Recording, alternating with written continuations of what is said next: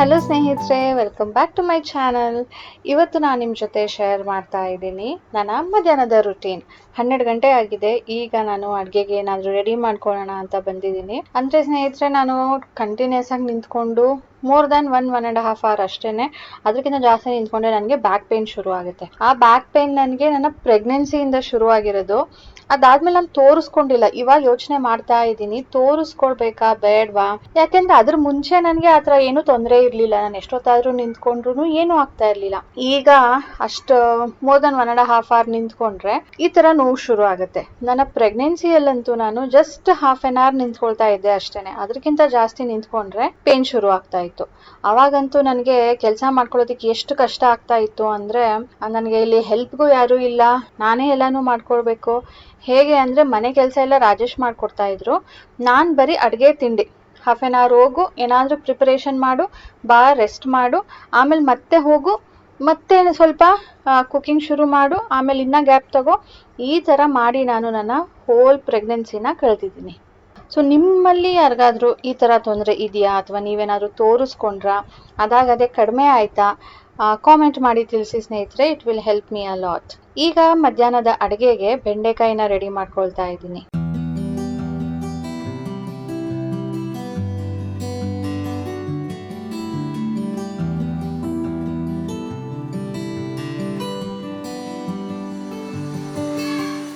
It's 1:30 ಸ್ನೇಹಿತರೆ. ಈಗ ಕಿಚನ್ಗೆ entry ಕೊಟ್ಟಿದ್ದೀನಿ, ಅಡುಗೆ ಶುರು ಮಾಡೋಣ ಅಂತ ಹೇಳ್ಬಿಟ್ಟು. ಮೊದಲಿಗೆ ಬೆಂಡೆಕಾಯಿ ಇಟ್ಟಿದ್ನಲ್ವಾ, 12 ಗಂಟೆಲಿ ನಾನು ವಾಶ್ ಮಾಡಿ ಇಟ್ಟಿದ್ದು.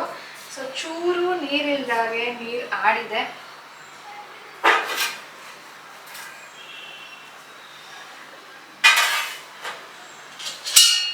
ಒರೆಸೋ ಕೆಲಸ ತಪ್ಪು. ಸೊ ಈಗ ಮೊದಲಿಗೆ ಇದನ್ನು ಕಟ್ ಮಾಡಿ ಫ್ರೈ ಮಾಡೋದಕ್ಕೆ ಇಟ್ಬಿಟ್ರೆ, ನೆಕ್ಸ್ಟ್ ನನಗೆ ತಿಳಿ ಸಾರು ಮಾಡ್ತಿದ್ದೀನಿ. ಬೇಳೆ ಬೇಯಿಸ್ಬೇಕು. ಜಸ್ಟ್ ಬೇಳೆ ಬೇಯಿಸ್ಬಿಟ್ಟು ಅದಕ್ಕೆ ಒಗ್ಗರಣೆ ಕೊಡ್ತೀನಿ. ಅದರ ಜೊತೆ ಬೆಂಡೆಕಾಯಿ ನೆಂಚ್ಕೊಂಡ್ರೆ ಸಾಕು, ಚೆನ್ನಾಗಿರುತ್ತೆ. ಅದು ಸಿಂಪಲ್. ಇದು ಉಪ್ಪು ಖಾರ ಹುಳಿ ಎಲ್ಲ ಜಾಸ್ತಿ ಹಾಕಿರ್ತೀನಲ್ಲ, ಚೆನ್ನಾಗಿರುತ್ತೆ. ಇವತ್ತು ಸ್ವಲ್ಪ ಶಕೆ ಕಡಿಮೆ ಇರುತ್ತೆ.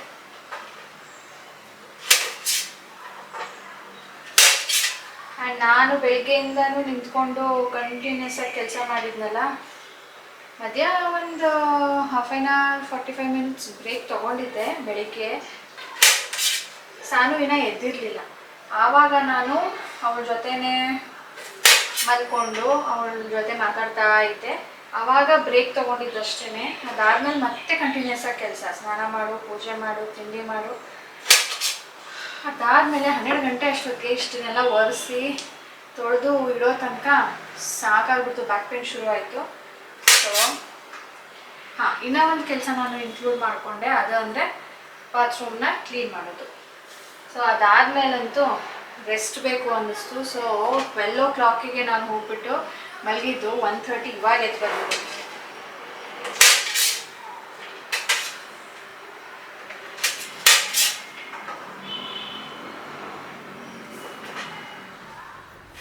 ಬೆಳಿಗ್ಗೆ ಫ್ರೆಶ್ ಆಗಿ ಎದ್ದಾಗ ಸ್ವಲ್ಪ ಎನರ್ಜಿ ಇದೆ ಅಂತ ಅನಿಸುತ್ತೆ. ಅದನ್ನು ಮಾಡ್ಬೋದು, ಇದನ್ನು ಮಾಡ್ಬೋದು ಅಂತ ಎಲ್ಲನೂ ಪ್ಲ್ಯಾನ್ ಮಾಡಿಕೊಂಡು ಶುರು ಮಾಡಿಬಿಡ್ತೀನಿ. ಆದರೆ ಮಧ್ಯಾಹ್ನ ಆಗ್ತಾ ಸಾಕಪ್ಪ ಕೆಲಸ ಅಂತ ಅನ್ಸೋದಕ್ಕೆ ಶುರು ಆಗುತ್ತೆ. ಸೊ ನಾನು ಏನಿದ್ರೂ ಬೆಳಿಗ್ಗೆ ಹೊತ್ತು ಮಾತ್ರ ನನ್ನ ಕೆಲಸಗಳನ್ನ, ಎಕ್ಸ್ಟ್ರಾ ಥಿಂಗ್ಸ್ಗಳನ್ನ ಮಾಡ್ಕೊಳ್ಳೋದು. ಅದಾದಮೇಲೆ ಏನಿದ್ರು ಕೂತ್ಕೊಂಡು ಎಡಿಟ್ ಮಾಡೋದು, ಅಂದರೆ ಕೂತ್ಕೊಂಡು ಮಾಡ್ಕೊಳ್ಳೋ ಅಂಥ ಕೆಲಸ. ಮನೆ ಕೆಲಸಗಳನ್ನ ನಾನು ಮಧ್ಯಾಹ್ನ ಆಗಲಿ ಸಂಜೆ ಆಗಲಿ ತೊಗೊಳೋದಕ್ಕೆ ಹೋಗೋದಿಲ್ಲ.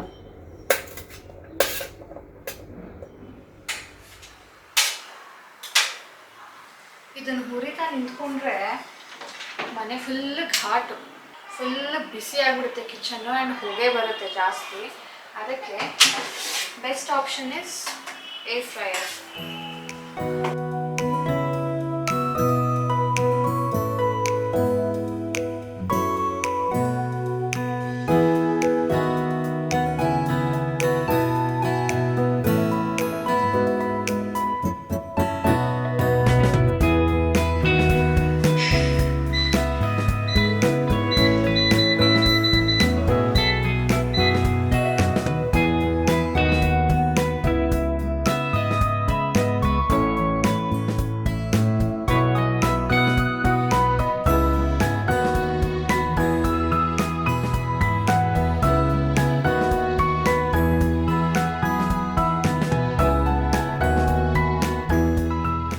ಏರ್ ಫ್ರೈಯರಲ್ಲಿ ನಾನು ಇದನ್ನು ರೋಸ್ಟ್ ಮಾಡ್ಕೊಳ್ಳೋದ್ರಿಂದ ನನಗೆ ಟೈಮು ಸೇವ್ ಆಗುತ್ತೆ ಆ್ಯಂಡ್ ಪಾತ್ರೆ ಕಪ್ಪಗೂ ಆಗೋದಿಲ್ಲ ಆ್ಯಂಡ್ ಮನೆ ಫುಲ್ಲು ಹೊಗೆ ಆಗಲಿ ಬಿಸಿ ಆಗಲಿ ತುಂಬ್ಕೊಳ್ಳೋದಿಲ್ಲ.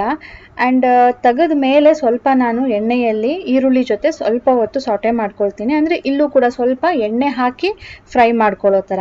ಆಮೇಲೆ ನಾನು ಇದಕ್ಕೆ ಟೊಮೆಟೊನ ಸೇರಿಸ್ತೀನಿ. ಕೆಲವೊಂದು ಸಾರಿ ಫುಲ್ ಹೈ ಹೀಟಲ್ಲಿಟ್ಟರೆ ತುಂಬಾ ಡಿಹೈಡ್ರೇಟ್ ಆಗಿಬಿಡುತ್ತೆ. ಅದಕ್ಕೆ ನಾನು ಸ್ವಲ್ಪ ಆಗಿರ್ಬೇಕಷ್ಟೇ ಆ ಥರ ತೆಗೆದುಕೊಂಡು ಇಲ್ಲೇ ಸ್ವಲ್ಪ ರೋಸ್ಟ್ ಮಾಡಿಕೊಂಡು ಆಮೇಲೆ ಇದಕ್ಕೆ ಟೊಮ್ಯಾಟೊ ಸೇರಿಸಿ ಸ್ವಲ್ಪ ಸಾಂಬಾರು ಪುಡಿ ಹಾಕಿ ನೀರು ಹಾಕಿ ಉಪ್ಪು ಹಾಕಿ ಬೇಯಿಸ್ಕೊಳ್ತೀನಿ. ನೀರು ಹಾಕದೆ ಕೂಡ ಜಸ್ಟ್ ಸಾಂಬಾರು ಪುಡಿ ಆ್ಯಡ್ ಮಾಡಿ ಸಣ್ಣ ಉರಿ ಮಾಡಿ ಬಿಟ್ಬಿಟ್ರೆ ಒಂದು 10 ಮಿನಿಟ್ಸಲ್ಲಿ ರೆಡಿ ಆಗಿಬಿಡುತ್ತೆ. ನನಗಿವತ್ತು ಸ್ವಲ್ಪ ಗೊಜ್ಜು ರೀತಿಯಲ್ಲಿ ಮಾಡ್ಕೊಳ್ತಾ ಇದ್ದೀನಿ, ಯಾಕಂದರೆ ರಾತ್ರಿಗೆ ರೊಟ್ಟಿಗೆ ಬೇಕು ನನಗೆ.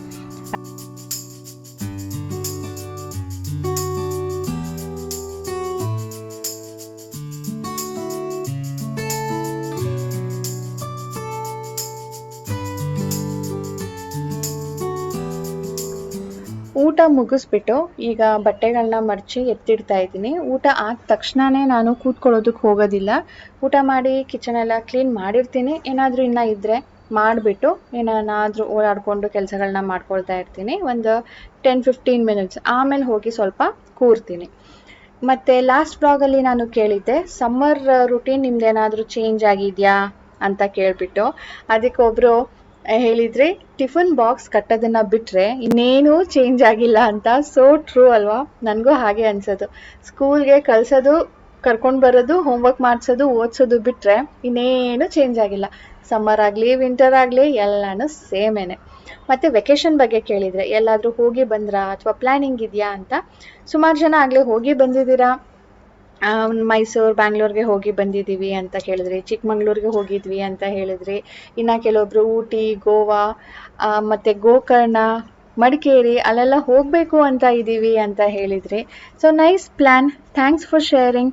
ಇನ್ನು ನಮ್ಮ ಪ್ಲ್ಯಾನ್ ಬಗ್ಗೆ ಕೇಳಿದ್ರಿ. ನಮ್ಮದು ನಾವು ಪ್ಲ್ಯಾನ್ ಮಾಡಿದ್ವಿ, ಆಮೇಲೆ ಅತ್ತೆಗೆ ಸ್ವಲ್ಪ ಹುಷಾರಿಲ್ದಂಗೆ ಆಯ್ತಲ್ಲ, ಹಾಗಾಗಿ ಬೇಡ ಅಂದ್ಬಿಟ್ಟು ಕ್ಯಾನ್ಸಲ್ ಮಾಡ್ಕೊಂಡ್ವಿ.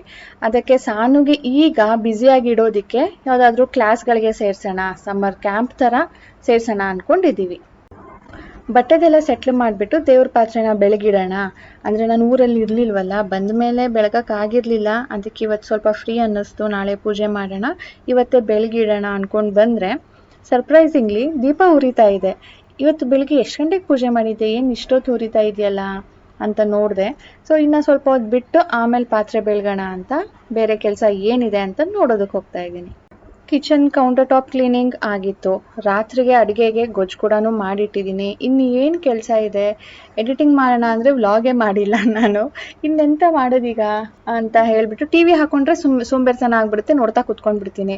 ತಡಿ ಹೋಗ್ಲಿ, ದೇವ್ರ ಪಾತ್ರೆ ಬಿಟ್ಟು ಈ ಬೆಳ್ಳಿ ಸಾಮಾನಾದರೂ ಕ್ಲೀನ್ ಮಾಡ್ಕೊಳ್ಳೋಣ ಅಂದ್ಬಿಟ್ಟು ತೊಗೊಂಡಿದ್ದೀನಿ. ಇದನ್ನೆಲ್ಲ ಕ್ಲೀನ್ ಮಾಡೋ ತನಕ ದೀಪ ಕೂಡ ಆರಿರತ್ತೆ, ಆವಾಗ ತೊಗೊಂಡು ಬೆಳಗೋಣ ಅಂತ ಹೇಳಿ ಈ ಬೆಳ್ಳಿ ಸಾಮಾನು ತೊಗೊಂಡಿದ್ದೀನಿ. ಬೆಳ್ಳಿ ಸಾಮಾನು ತೊಳೆಯೋದಕ್ಕೆ ಅಂತಲೇ ಒಂದು ಸೊಲ್ಯೂಷನ್ ಸಿಗುತ್ತೆ, ಬಟ್ ನಾನು ಇದನ್ನು ರೆಗ್ಯುಲರ್ ಆಗಿ ಏನೂ ತೊಳೆಯೋದಿಲ್ಲ. ಈಗ ಇದು ತೊಳೆದು 1 ತಿಂಗಳೇನೋ ಆಗಿದೆ. ಅಂದರೆ ಅವತ್ತಿಂದ ಇರಲಿಲ್ವಲ್ಲ, ಅದರ್ವೈಸ್ 15 days ಒನ್ಸ್ ಮಾಡಿರ್ತೀನಿ. ಸೊ ಈಗ ನಾನು ಕೋಲ್ಗೇಟ್ ಯೂಸ್ ಮಾಡಿಕೊಂಡು ಬೆಳಗ್ತಾ ಇದ್ದೀನಿ. ಇದನ್ನ ಕೋಲ್ಗೇಟ್ನ ತುಂಬಾ ಕಪ್ಪಗಾಗಿದೆ ಪಾತ್ರೆಗಳು ಅನ್ನೋ ಹಾಗಿದ್ರೆ ಹಚ್ಚಿ ಬಿಟ್ಬಿಡ್ಬೇಕು.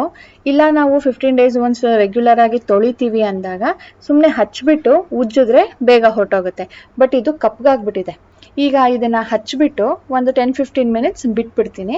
ಆಗ ತೊಳೆದಾಗ ತುಂಬ ಈಸಿಯಾಗಿ ಕ್ಲೀನ್ ಆಗುತ್ತೆ. ಕುಂಕುಮದ ಭರಣಿ 2 ಸೆಟ್ ಇಟ್ಕೊಂಡಿದ್ನಲ್ಲ, ಅದೆಲ್ಲ ಖಾಲಿ ಮಾಡಿ ಅದಕ್ಕೆ ಕೋಲ್ಗೇಟ್ ಹಚ್ಚಿ ಇಡೋ ತನಕ ದೀಪ ಕೂಡ ಆರಿತ್ತು. ಈಗ ದೇವ್ರ ಪಾತ್ರೆಗಳನ್ನೆಲ್ಲಾನು ಬೆಳಗಿಟ್ಬಿಡ್ತೀನಿ. ನಾಳೆ ನನಗೆ ಸ್ವಲ್ಪ ಈಸಿ ಆಗುತ್ತೆ ಬೆಳಿಗ್ಗೆ ಪೂಜೆ ಮಾಡೋದಕ್ಕೆ.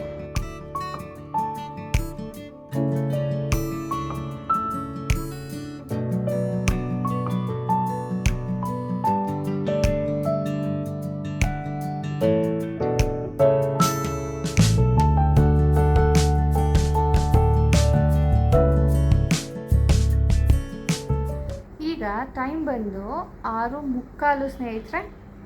ಸಾನು ಆಟಾಡಿಕೊಂಡು ಮನೆಗೆ ಬಂದಳು 5:15 ಅಲ್ವಾ, 5:30ಗೆ. ಏನಂತ ಬಂದಳು ಅಂದರೆ ಅವಳ ಫ್ರೆಂಡು ಮನೆಗೆ ಹೋದ್ಲು, ಅವಳು ಗಿಫ್ಟ್ ರ್ಯಾಪ್ ಮಾಡಬೇಕಂತೆ ಅಂತ ಹೋದ್ಲು. ಅದಕ್ಕೆ ನಾನೇನು ಮಾಡಲಿ, ಇಷ್ಟು ಬೇಗ ಬಂದು 7 ಗಂಟೆಗೆ ತಾನೇ ಬರ್ತಡೇಗೆ ಹೋಗೋದು ಅಂತ ಇವಳು ಹೇಳಿದ್ಲು. ಸರಿ ನೀನು ಗಿಫ್ಟ್ ರ್ಯಾಪ್ ಮಾಡು ಕೂತ್ಕೊಂಡು, ಆಮೇಲೆ ಏನು ಡ್ರೆಸ್ ಹಾಕ್ತೀಯೋ ಅದನ್ನು ತೆಗೆದಿಡು, ಬೇಗ ಆದರೆ ಆಮೇಲೆ ಬೇಕಿದ್ರೆ ಹೋಗಿ ಕರಿಯುವಂತೆ, ಆಟಾಡೋದಕ್ಕೆ ಹೋಗುವಂತೆ ಅಂತ ಹೇಳಿದೆ. ನಮ್ಮ ಹುಡುಗಿ 5:15 6:45 ಇವಾಗ ರೆಡಿಯಾಗಿ ಮುಗೀತು. ಅಂದರೆ ಗಿಫ್ಟ್ ರ್ಯಾಪ್ ಮಾಡಿ, ಯಾವ ಡ್ರೆಸ್ ಹಾಕಬೇಕು ಅಂತ ಡಿಸೈಡ್ ಮಾಡಿ, ಅದನ್ನು ಐರನ್ ಮಾಡಿ, ಆಕ್ಸೆಸರೀಸ್ನೆಲ್ಲನೂ ಹುಡುಕಿ ಹಾಕ್ಕೊಂಡು ರೆಡಿ ಆದ್ಲು. ಈಗ ಇನ್ನೇನಪ್ಪ 10 ನಿಮಿಷ ಇದೆ, ಹೋಗ್ಬೇಕಾ ಬರ್ತಡೆಗೆ. ನೋಡಿ ಅವಳ ಫ್ರೆಂಡ್ ಕರೆಕ್ಟಾಗಿ ಹೋದ್ಲು, 5:15 ಹೋಗ್ಬಿಟ್ಟು ಎಲ್ಲ ಗಿಫ್ಟ್ ರ್ಯಾಪ್ ಮಾಡಿ ರೆಡಿಯಾಗಿ ಬರ್ತಡೆಗೆ ಹೋಗೋದಕ್ಕೆ ಸರಿ ಹೋಗುತ್ತೆ. ನಮ್ಮ ಹುಡುಗಿ ಯಾಕೆ ಮಮ್ಮ ಇಷ್ಟು ಬೇಗ ಹೊಟ್ಟೋದ್ಲು, ನೋಡು ಮಮ್ಮ ಅಂದ್ಲು. ನೋಡು ನೀನು ಅಷ್ಟೇ ಹೊತ್ತು ತೊಗೊಂಡಿದ್ಯಾ. ಇವತ್ತು ನಮ್ಮ ಅಪಾರ್ಟ್ಮೆಂಟಲ್ಲಿ ಬರ್ತ್ಡೇ ಇದೆ, ಅದಕ್ಕೆ ಸಾನುಗೆ ಇನ್ವೈಟ್ ಬಂದಿದೆ. ಸೊ ಗೆಟಿಂಗ್ ರೆಡಿ ಆಯಿತು. ಏನಾದರೂ ತಿನ್ನು, ಫ್ರೂಟು ಆ್ಯಪಲ್ ಕಟ್ ಮಾಡ್ಕೊ, ನಾನು ತಿಂತೀನಿ. ಇದೆಲ್ಲ ಹಾಕೊಂಡ್ಬಿಟ್ಟೆ. ಈಗ ಹೆಂಗಿದ್ರು ಹೋದ್ಮೇಲೆ ಅಲ್ಲಿ ಜಂಕ್ ತಿನ್ನೋದೇನೆ. ಆ್ಯಂಡ್ ಅವರು ಊಟಕ್ಕೂ ಅಲ್ಲಿಗೆ ಕಳಿಸಿ ಅಂತ ಹೇಳಿದ್ದಾರೆ. 7 ಗಂಟೆ ಅಂತ ಹೇಳಿದರು, ಬಟ್ ಸ್ವಲ್ಪ ಲೇಟ್ ಆಗ್ಬೋದಲ್ವಾ, ಅದಕ್ಕೆ ವಾಶ್ ಮಾಡು. ನಾನು ಇವಾಗೇನು ಜಂಕ್ ಕೊಡೋದಿಲ್ಲ, ಅದಕ್ಕೆ ಫ್ರೂಟ್ ಕೊಡ್ತಾಯಿದ್ದೀನಿ. ಸ್ಲೀಪಿಂಗ್ ಟೈಮ್ ಸ್ನೇಹಿತರೆ. ಈಗ ಡ್ರೆಸ್ ಚೇಂಜ್ ಮಾಡಿದ್ದೀನಿ ಬಂದು. ಇವಾಗ ಡ್ರೆಸ್ ಚೇಂಜ್ ಮಾಡಬೇಕಾದ್ರೆ ಒಂದು ನೆನಪಾಯಿತು. ಒಬ್ಬರು ಕೇಳಿದ್ರಿ, ಕಾಮೆಂಟ್ ಮಾಡಿದ್ರಿ, ನಿಮ್ಮ ನೈಟ್ ಡ್ರೆಸ್ ಕಲೆಕ್ಷನ್ಸ್ ಮಾಡಿ ಅಂತ. ನನ್ನ ನೈಟ್ ಡ್ರೆಸ್ ಕಲೆಕ್ಷನ್ಸು ಅಷ್ಟೊಂದೇನೂ ಇಲ್ಲ. ನೈಟೀಸ್ ಒಂದು 2-3 ಇದೆ. ಅದು ತುಂಬ ಶೆಕೆ ಆದಾಗ ಈ ಥರ ಪ್ಯಾಂಟ್ ಹಾಕೋಕ್ಕೆ ಬೇಜಾರು ಅನ್ನಿಸ್ದಾಗ ನೈಟಿ ಹಾಕ್ತೀನಿ, ತೆಳ್ಳಕ್ಕಿರುತ್ತಲ್ಲ, ಅಂಟ್ಕೊಳ್ಳೋದಿಲ್ಲ ಬಾಡಿಗೆ ಅಂತ ಹೇಳಿಬಿಟ್ಟು. ಅದು ಬಿಟ್ಟರೆ ಈ ಥರ ನೈಟ್ ಡ್ರೆಸ್ಸು 2 or 3 ಇರ್ಬೋದೇನೋ, ಜಾಸ್ತಿ ಏನಿಲ್ಲ. ಕಲೆಕ್ಷನ್ ಅಂತ ನಿಮಗೆ ತೋರಿಸೋದಾರ ಯಾವುದು ಅಷ್ಟೊಂದು ಇಟ್ಕೊಂಡಿಲ್ಲ ನಾನು. ಸೊ ಹಾಗಾಗಿ ಅದನ್ನೇನು ಏನು ಮಾಡೋದಕ್ಕೆ ಹೋಗೋದಿಲ್ಲ. ಬಟ್ ಇದೆಲ್ಲ ರೇಯಾನ್ದು, ಸಮ್ಮರ್ಗೆ ತುಂಬ ಚೆನ್ನಾಗಿದೆ. ಈ ಜಾಗರ್ಸು ಆಮೇಲೆ ಈ ಪಾಲಿಸ್ಟರ್ಸ್ದು ಎಲ್ಲನೂ ಹಾಕೋದಕ್ಕೆ ಹಿಂಸೆ. ಜಾಗರ್ ಮತ್ತು ಈ ಟ್ರ್ಯಾಕ್ ಪ್ಯಾಂಟ್ಸ್ ಎಲ್ಲನೂ ಏನಿದು ಚಳಿಗಾಲದಲ್ಲೇ ಸರಿ. ಇವಾಗ ಹಾಕ್ಬಿಟ್ರೆ ಹಬ್ಬ ಎಷ್ಟು ಶೆಕೆ ಆಗುತ್ತೆ ಅಂದರೆ ನೀರು ಸ್ವೆಟ್ ಆಗೋಕ್ಕೆ ಶುರು ಮಾಡಿಬಿಟ್ಟಿರ್ತೀನಿ. ಅದಕ್ಕೆ ಅದನ್ನೆಲ್ಲ ಎತ್ತಿಟ್ಬಿಟ್ಟು ಜಸ್ಟ್ ತಳ್ಳಕ್ಕಿರೋದನ್ನು ಹಾಕ್ತೀನಿ ಈಗ. ಓಕೆ, ಈಗ ಹೋಗ್ಬಿಟ್ಟು ಫೇಸ್ ವಾಶ್ ಮಾಡಿ ಬ್ರಷ್ ಮಾಡಿ ಮಲಗೋದು. ರಾತ್ರಿ ಸ್ಕಿನ್ ಕೇರು ನಾನು ಒಂದು ಸೀರಮ್ ಇದೆ, ಅದನ್ನು ಹಚ್ತೀನಿ ಹೊರ್ತೀನಿ, ಏನೂ ಇಲ್ಲ. ಫೇಸ್ ವಾಶು ಮಾಡೋದಿಲ್ಲ, ಬಟ್ ತುಂಬ ಶೆಕೆ ಆಗ್ತಾಯಿದೆ ಅಂತ ಮಾಡ್ತೀನಿ ಅಷ್ಟೇ. ಚಳಿಗಾಲದಲ್ಲಿ ದಿನಕ್ಕೆ ಒಂದೇ ಸಾರಿ ನಾನು ಫೇಸ್ ವಾಶ್ ಮಾಡೋದು. ಅದರ್ವೈಸ್ ಮೇಕಪ್ ಮಾಡಿರ್ತೀನಿ, ಎಲ್ಲಾದರೂ ಹೊರಗಡೆ ಹೋಗಿ ಬಂದಿರ್ತೀನಿ. ಆ ಮೇಕಪ್ ಜೊತೆ ಅದ್ರ ಪೊಲ್ಯೂಷನು ಕುತ್ಕೊಂಡಿರುತ್ತಲ್ಲ, ಸ್ಕಿನ್ನನ್ನು ತುಂಬ ಡ್ಯಾಮೇಜ್ ಮಾಡುತ್ತೆ. ಹಾಗಾಗಿ ನಾನು ಫೇಸ್ ವಾಶ್ ಮಾಡ್ತೀನಿ. Otherwise no face wash at night.